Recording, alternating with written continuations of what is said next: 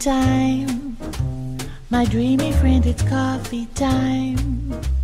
Good morning, it's time for Daily Coffee again, our daily podcast here on ESC Daily, of course, about the Eurovision Song Contest 2017 in Kyiv. Steef van Gorkum, our chief editor, the entire last week I could open the show by saying welcome from a sunny Kiev. It's a bit different now.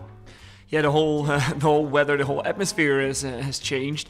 We already had this prediction yesterday that it was going to rain, but in the morning when we saw that, it was still like 26 degrees. So we were all, in t-shirts and thinking like, should we, get dressed and take more clothes to the press center? Because right now it's super warm, but I'm glad that I brought a vest because on the way back, it was basically 20 degrees colder than it was when we got there. We will talk about the jury final of semi-final 1. That was yesterday. You did the vocal assessment on our website that people have read. But I'm also joined by Neil MacInnes from Team ESC Daily as well. You look like you desperately need a cup of coffee, Neil. Yes, I would very much like a cup of coffee right now. It's been a long... Do we have it in our apartment? Or? I don't think so. I don't know. Poor old Neil. No. What did you do last night during the show?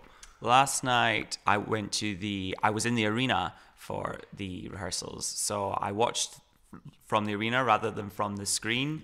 And I mean, it's very different in the arena. The atmosphere was good.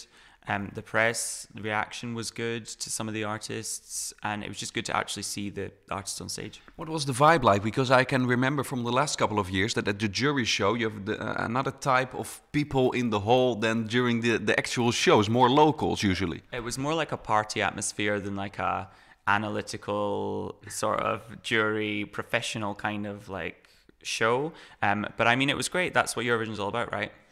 Steef, you followed the show like a jury. That's what we've been doing since the contest in Vienna, especially keeping in mind the vocal quality of the acts. Yes, especially also because the people at home only get to see the second show, basically, because there's 2 of every shows, and both of those shows count for 50% of the votes. So there's one that people never get to see, but they still want to know about it. So that's why I was there last night at the press center following all these performances and looking really in-depth to see what do juries take a good look at. Did you witness something like Albania 2015? That's a good example of a country that performed well during the jury show vocally, and then on the actual night it didn't went as planned vocally. Can we get a surprise like that? Who stood out that hasn't stood out in this week?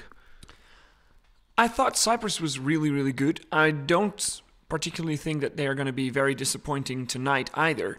But he definitely gave his best performance of the whole week last night, and I think he might have fared very well with the juries, not only in terms of vocals, but also in the professionalism of the act, because that's another thing that juries look at. It's not just the vocals. Yes, that is the most important part, but there's also this, what I call the Mons factor, this feeling of an artist commanding the stage, knowing what he's doing, move after move, and Hovig, I mean, he wasn't Mons, but he really scored high on that scale.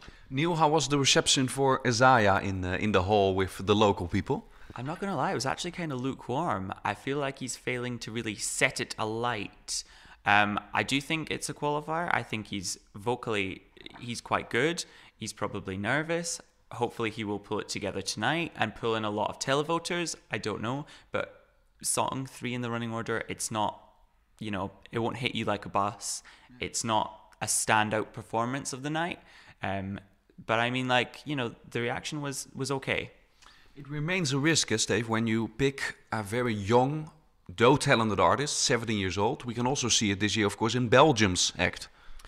Yes, and in terms of an artist looking confident and commanding the stage, what I was just talking about, Belgium is quite the opposite of the Mons Selmerle scale, basically, and she has been looking all week long as though she wants to be anywhere else but here. It was still the same yesterday. Her vocals have improved. That is, of course, important. It might have helped her in yesterday's voting. But the way she looks on stage was still very not confident.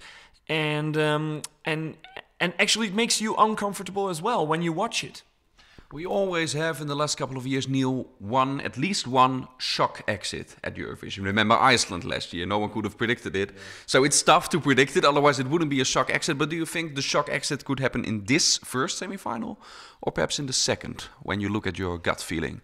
I'm unsure, because I feel like in the semi-final you have the very obvious qualifiers, like you have Sweden, you've got Armenia, you've got Finland, which will definitely go through.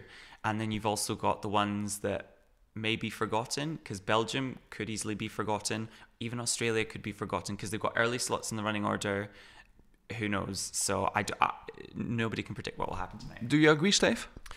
Well, for the people at home who might have followed the bookmakers and have heard songs on the radio, Belgium might still be a shock qualifier, although for us it's not... Shock non-qualifier. Non-qualifier, excuse me, shock non-qualifier. Although for us it might not be that much of a shock anymore because we've seen the rehearsals. Then again, there's also, of course, these countries that have a 100% track record.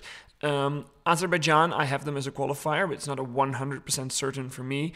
The other ones... like Greece and Romania, for example, I do think that they are going to go through. So like last year when we had two countries, Greece, of course, now doesn't have their 100% record anymore, but like last year what we had with Greece and Bosnia-Herzegovina going out in one semi, I don't think we're going to have that much of a shock this year. We'll see how it happens tonight. Stay tuned to ESC Daily, of course. During the day, we will give you updates towards the start of the show. Finally, Eurovision will officially begin.